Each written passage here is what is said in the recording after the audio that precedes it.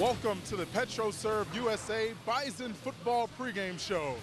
Coming to you for the very first time in high definition.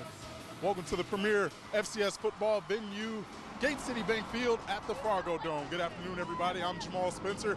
Thanks for joining us on the NBC North Dakota Sports Network across the great state of North Dakota and here in the Valley on KVLY. You heard right. We will be in high definition bringing you this Bison Shield spring game for the very first time in HD. We hope you enjoy a great broadcast. Now, the last time the Bison were on this field, they were facing a Georgia Southern team in the semifinals for the second year in a row. Brock Jensen converts a gutsy fourth down touchdown.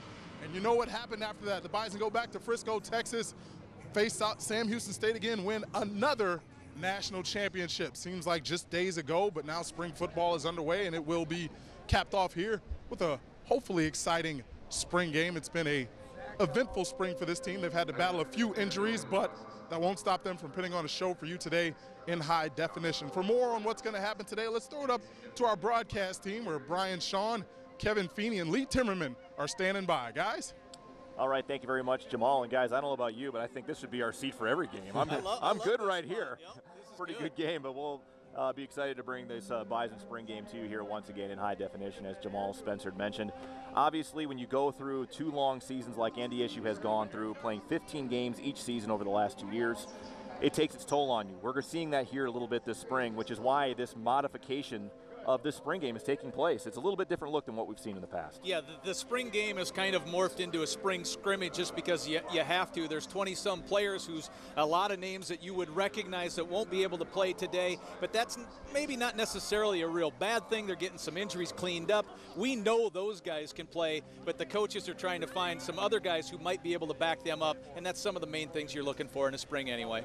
19 to 22 starters back, Kevin. That's pretty exciting for NDSU, but that does leave it 3 open spots here for some guys to battle for. And I think that corner position spot along with center right now are 2 pretty good spots to look at, pretty good position battles. You know, and I think the Bison staff feels like they've got guys that are capable of filling in those spots, but, you know, today's a pretty good sign of where they're headed. And I feel like each week you kind of read about that next guy, and so certainly they don't feel like it's in hand at all. And I know today's evaluation is going to be huge, and who steps on the field next fall.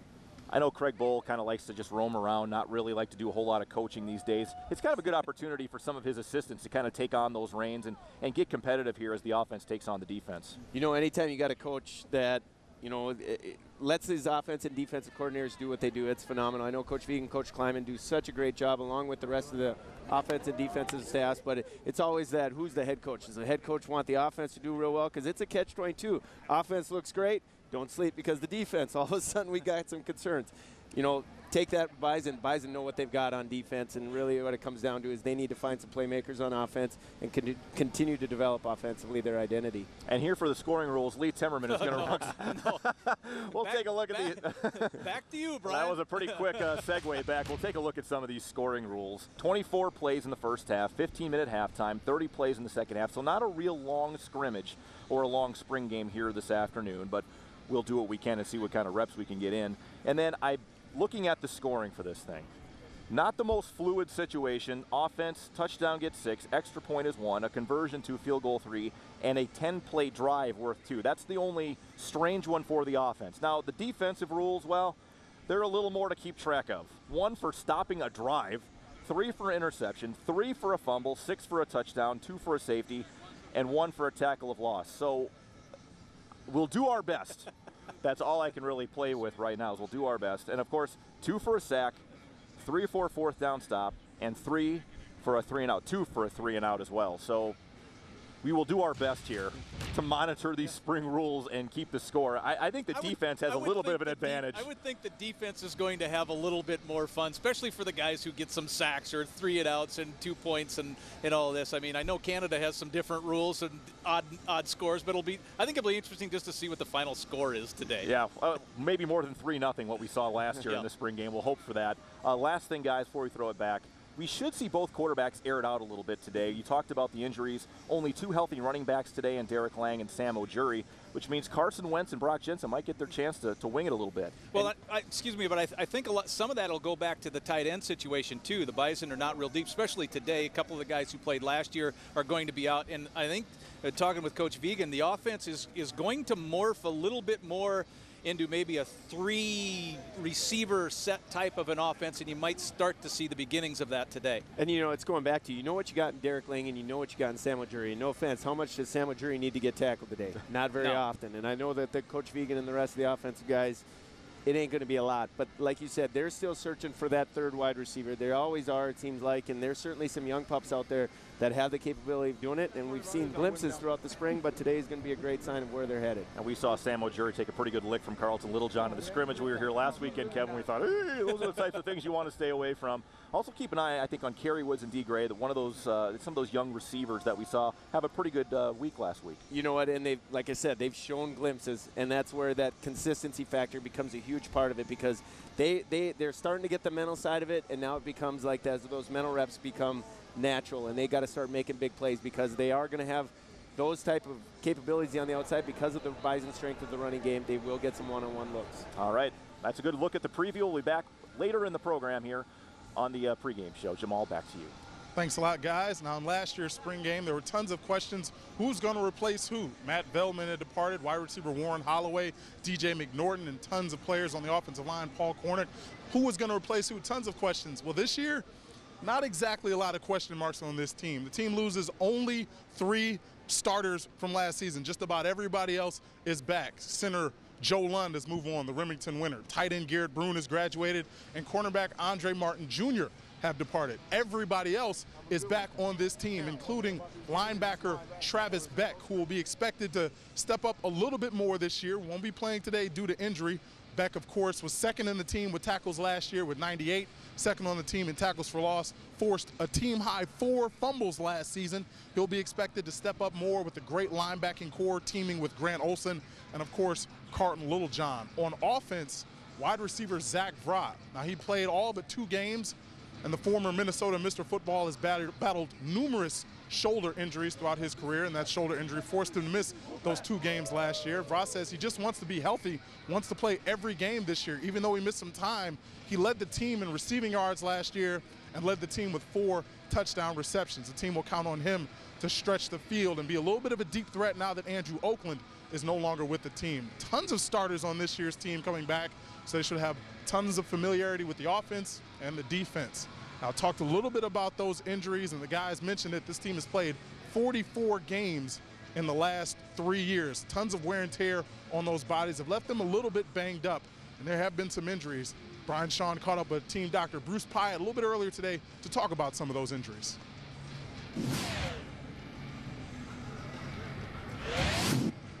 All right, thank you, Jamal. Here with Dr. Bruce Pyatt, team doctor for North Dakota State University. And Bruce, it hasn't been that long of an off season. You know, typically in November, December, the season ends for these football guys, and that's when some of the healing takes place. But when you're playing 15 games, 2 consecutive seasons, that really shrinks the amount of time that you can get these guys back healthy. And that's a big reason why we don't have a lot of players out here today. Yeah, I guess I didn't realize we had an off season this year, but it was interesting. I was talking this week with one of the seniors, and he's coming into his senior year. He's already played more games than most kids do in their career, and he's one of the kids that's really struggling a little bit, to kind of recover. The body really needs a break from this, and I think that's part of what you're seeing today. A lot of these guys are sitting down. And a lot of these decisions have been made by the coaches and not necessarily by us as a medical staff, to let the guys that struggled through the last year and put up with things and suffered through things, give them a little break. They know what they can do, and they don't need to see that aspect of it from them, so we can let all their injuries heal right now. And I know, when you think about it, the first game, I think 125 days away until we start up the season at Kansas State. That's not that far away when you think about it. What happens between now and fall camp, getting ready for the regular season? Well, what we've been able to do with a lot of the kids is let them rest from the end of the championship game till now. And now we can kind of use this as their off season, that now they can gradually bring things up to where they need to be for the start of the season so that they're ready to go. Perfect. Appreciate your time as always, Dr. Pyatt. And heck, I guess we'll see here in a few quick, short months. That's going to be really nice. That should be fun again. All right, that's your Sanford Health and Orthopedic Sports Medicine Injury Report. Jamal, back to you. Thanks, Brian, and thanks, Dr. Pyatt. That was the Sanford and Orthopedic Sports Medicine Injury Report. As you can see, tons of players banged up for this one, but it still should be an exciting spring game that we will bring to you in crystal clear high definition. Stay tuned. There's more coming up on the PetroServe USA Bison Football pregame show.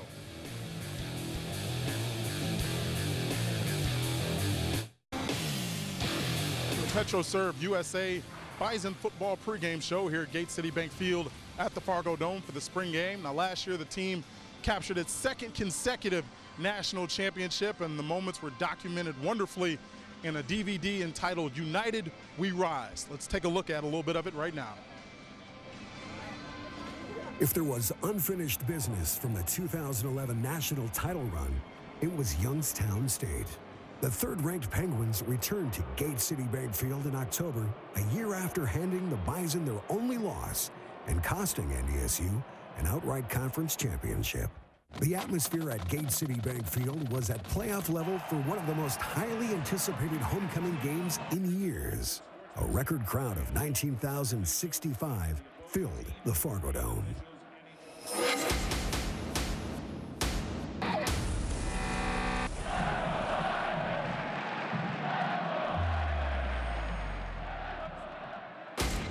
That's what I thought I saw. Bison football. There we go. Touchdown, Bison.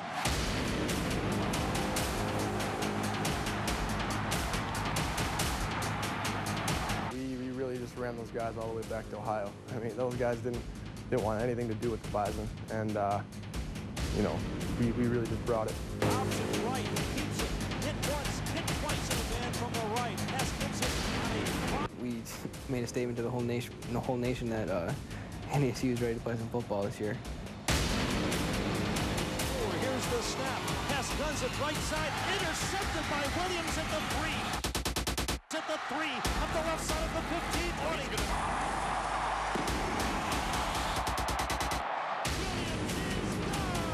20, 10, 5, touchdown, Bison. 5-0. 35. Then snap has plenty of time. Throws deep back left corner of the end zone. Touchdown, Bison. Brian Smith.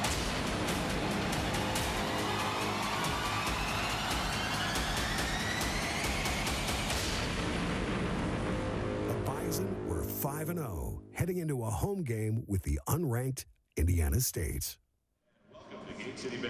That was a glimpse from the DVD United We Rise. Great job by Casey Byers and his crew here at NDSU putting that together. Well, stay tuned. We got a whole lot more coming up for you on the PetroServe USA Bison Football pregame show here in HD.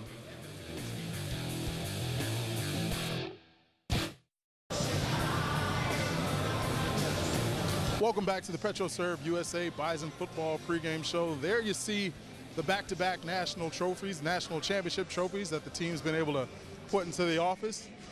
I'm joined now by defensive coordinator and secondaries coach Chris Klieman. And Coach, it's good to be back out here having a little bit of a spring game, put on a show for the fans, and kind of wrap up spring football, isn't it? Yeah, it sure is. We got a beautiful day. I wish we could play it outside, but no, we're excited about ending our spring semester and spring ball with a good game today, and kind of showcase some of the younger guys. Speaking of those younger guys, they've got tons of reps this spring because there have been a numerous amount of starters and players from the last couple of years who either needed a break or a little bit banged up because of the long run. How has that impacted some of the younger players? Well, it's given them a lot more repetition. It's given us a chance to coach those kids more on a daily basis. It's allowed us to maybe evaluate some kids that we maybe didn't get a chance to evaluate a bunch in the fall because, you know, we're into our season with it. A lot of those kids were redshirted or on the scout team. So for us on defense, it's been a great opportunity for those young guys to get their feet wet, see what it's like to play Bison football. It's still good to have those older guys around because they're coaching them up as much as we are as coaches. And that's when I know programs in really good shape is when your older guys, even though those younger guys are trying to take their position, they're coaching those guys up and trying to get them ready to play. You've got some guys who missed a lot of time last year with injuries, like your safety Shepard, who's now come back and gets more reps in spring because he's finally healthy. He's kind of on the opposite side of that. Yeah, guys like Shepard, really important for him because he just moved back to safety, played 4 games really well, and then he had a season-ending surgery until the championship game. So for him, the spring ball was really important for Brian to just feel good about playing safety with. He's played 4 different positions since he's been here, which tells you how smart the kid is, and so we're really excited about what Shep can do for us. We talked about the numbers with the players, 44 games in the last 3 years. It's taken its toll on the coaching staff a little bit too, I'd imagine. Oh yeah, it's a grind, but we wouldn't want to have it any other way. We hope we get to play another 15 next year. So no, there's no question. Some of these guys, we know what they can do. And they've played an awful lot of football in the last 2 and 3 years with it, so it's just given us more of a chance to see these younger guys and see where the future of Bison football is at. And real quick, last year, Coach, was a 3-0 game. The defense showcased itself very well. You thinking that's going to be what happens today? No, we got a little different scoring system, and Vieg's made up the scoring system, so I think we're probably going to be on the short end of the stick because everything I see will be a point for the offense. So we'll find out how it'll go, but it'll be a lot of fun for the guys. All right, thanks a lot, Coach. Good luck to the defense today. Thanks. All right, that was Coach Kleiman, the defensive coordinator from back-to-back national championship teams, getting his unit ready here on the PetroServe USA Bison Football pregame show. Stay tuned for more.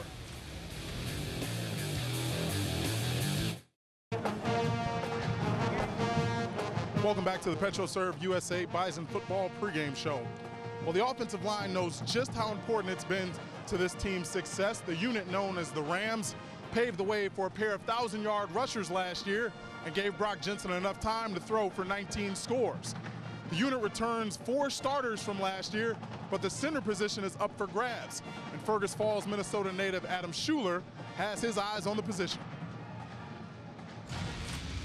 While the Bison offensive line returns all but 1 starter, including All-American Billy Turner at left tackle and Tyler Gimmelstad at right guard, there are 2 big shoes to fill in the middle. 3-year starter Joe Lund won the Remington Award last season as the best center in FCS football. And now NDSU will try to find multiple players capable of filling the position. Well, we're working a couple different guys at center. We're developing depth. We've got Adam Schuler and Zach Johnson are working in there. We've got good numbers at the offensive line, but we certainly need to improve our depth there. Offensive line coach Scott Fuchs says the Bison faced the same issue last season after losing Paul Cornick and Austin Richard. That team expected returning players to step up, and this year is no different. Players such as junior Adam Schuler will be counted on heavily. I think the guys that are returning, that they're guys that can be leaned on every year, whether they were seniors or, are going to be seniors or going to be juniors. Anytime a guy's returning, you'd like to say that guy's going to pick up his level of play. It helped having Joe. Last year I looked up to him a lot, and his leadership was huge for just learning the offense and learning different tricks to the offense and whatnot, and just understanding some of the defensive schemes and whatnot. So far this spring it's going pretty good. With last year's backup center Jesse Hines banged up with a knee injury, Schuler has been able to lean on his fellow Rams for advice and says even though it's an intense battle for one spot, nobody takes things personally. We're a very tight group. We're getting to that point where, we all came in together and we're, pretty close and we talk a lot and that sort of thing. So we look up to each other. Schuler has impressed during spring this year, but Coach Kleiman, when he left, joked a little bit. He says, well, if we need some points on defense, we're going to pick Kyle Emanuel up against one of those freshman or sophomore tackles, see if we can get a sack real quick. So the defensive line is hoping they can test the offensive line, but they look like they're going to be strong. Guys, what do you think of this offensive line from last year and all the players they have coming back? All right, the offensive line's looking pretty good, Kevin. LT, we've said a number of times, if they keep this group healthy and bring in some more depth, boy, they could be a pretty special group. And the main thing, you got Billy Turner. Whenever you have that guy, you have a stud to build around, and he starts it. He was the MVP, I thought, of a lot of games late in the year, and he's an offensive tackle, so he means a lot. Late in the season, it always comes down to running the football. And as much as we always want to talk about 3 wide receiver sets and spread the football around, and you're going to see a lot of winging it around today, it always comes down. December football, January football comes down to kids up front. Bison are very solid up front, and like you said, it's all about just developing depth and finding the right pieces to the puzzle. And last year in particular in the playoffs, late in the season, Sam Houston State, Illinois State, in that 4th quarter is where that line really started to take football games over, and a big reason why they ran away from teams late in the football game. Should be a good matchup. We'll have the annual Green and Gold Spring Game coming up right after this. Thanks a lot, guys. That has been the PetroServe USA Bison Football pregame show. When we come back, we'll have the ring ceremony and then the spring game to find out whether it's the offense or the defense looking good after spring ball.